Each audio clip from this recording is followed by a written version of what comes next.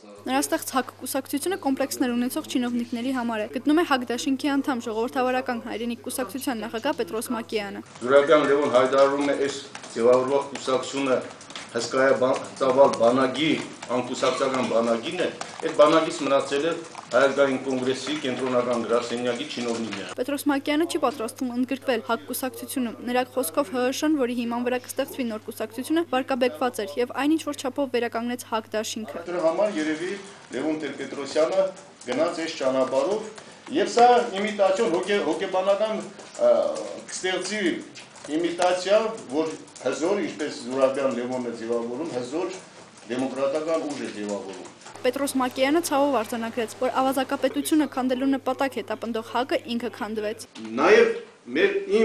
ես ասեմ միգուցե աջակցության, որովհետեւ ժամանակին լավ չեմ դիմադրել այս բոլոր այն հրանները, որ գալիս էր վերևից, մենք ասում ենք, որ մի բան գիտե, երևի ճիշտ է ու գնանք առաջ։ Ժողովրդավարական հայրենիք կուսակցության նախագահը համոզված է, որ ՀԱԿ-ում խմորումները կշարունակվեն նաև փետրվարի 18-ի նախագահական ընտրություններից հետո։ Լուրջ քաղաքական ուժերը, քաղաքական գործիչները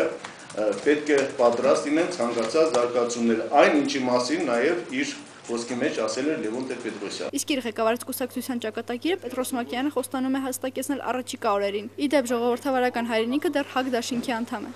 Սաթնիկ Հովսեփյան, IPF։